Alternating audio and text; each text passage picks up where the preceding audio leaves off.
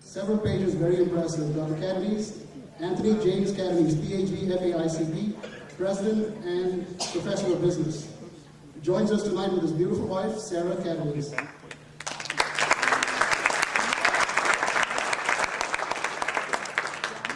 Dr. Catanese is the President of Florida Institute of Technology, a major research institution with more than 10,000 students. The Carnegie Foundation and U.S. News and World Report rated amongst America's top universities. Dr. Catanese was previously president of Florida Atlantic University, which grew to 25,000 students on 7 campuses during his leadership in Europe.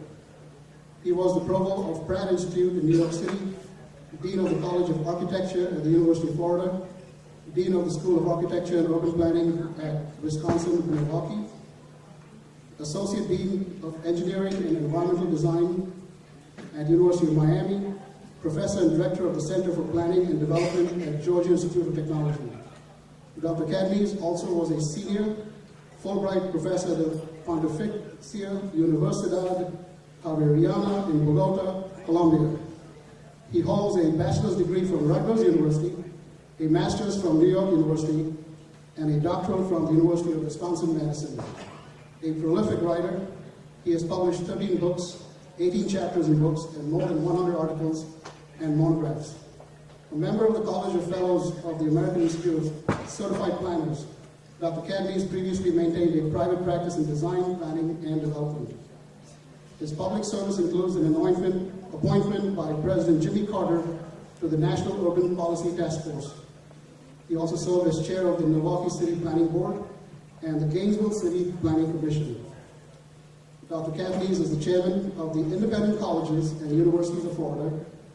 He is the immediate past president of the United Way of the World, as well as the Sunshine State Athletics Conference.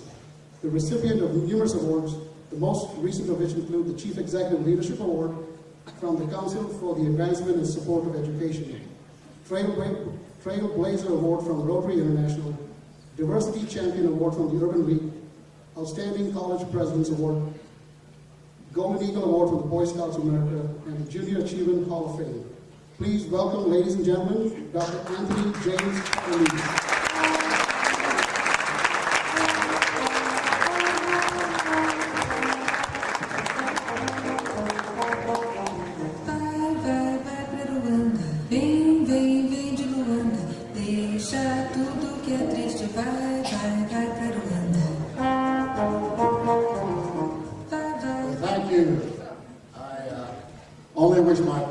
Could have been here to hear that introduction. My father would have enjoyed it. My mother would have believed it. Okay, I realize that I'm the only thing between you and dinner and entertainment, so I will be brief. I will not take my customary 50 minutes class. But there will be a test, so I want you to pay very close attention. Let me start off by talking a little bit about Florida Tech, because Florida Tech is being recognized nationally and internationally for an amazing achievement within just a little over 50 years. And in terms of university life, we are still teenagers. As a matter of fact, Dr. McKay and I were recently at Oxford University in England, where Florida Tech has a program. We sent 35 of our kids there every summer to study. And we were sitting in the commons of Christ College at Oxford University. And you all know this room because that's where the Harry Potter films were made. So we were there, and the head of the college said, "So is Florida Tech a new college?" And I said, "Oh no, we're over 50 years old." And he said, "Aha, so you're brand new." Since Oxford was founded in about 1260, he had a very good point. But I think, if I may be so rash, Florida Tech is one of the great success stories in all of American higher education. One of the measures is U.S. News and World Report, and they do an annual ranking. And the absolute top scale is the so-called Tier 1 National Research University. This year, Florida Tech was named a Tier 1 National University. It doesn't get any higher than that. And we now have about 5,000 students, traditional students here in Melbourne, about 1,200 master's students on 10 federal installations across the eastern United States, and over 7,000 students in our new online program. So Florida Tech now has over 13,000 students. Again, an amazing growth. And one area that we're very proud of is our international programs. We are and have always been a global university, and we intend to continue and expand as a global university. And this goes back. Our founder was a man named Dr. Jerome Cooper. He was the chief scientist for RCA at the beginning of the missile programs and what is now the Space Center, Kennedy Space Center.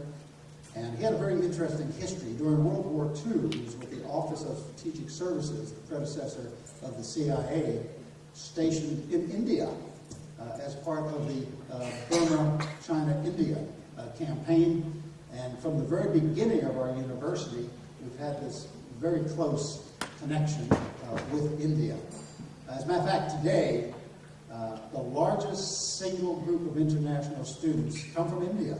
Over 350 of our students come from India.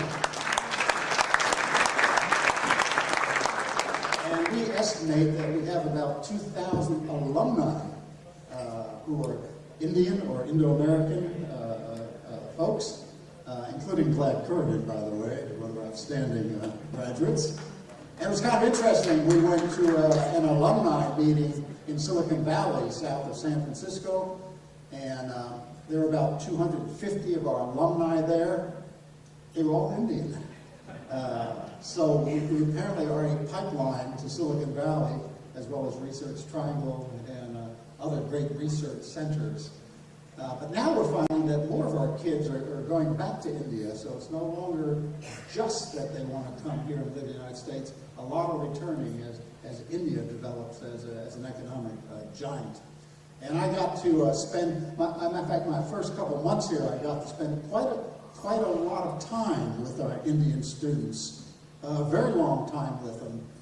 They invited me to a cricket match. I thought it would be a pleasant Sunday afternoon, but as it sort of drifted into Monday evening, I thought I had seen enough cricket for a while. But they're great kids. We really enjoy them. They're smart, they're hardworking, and they don't get into trouble.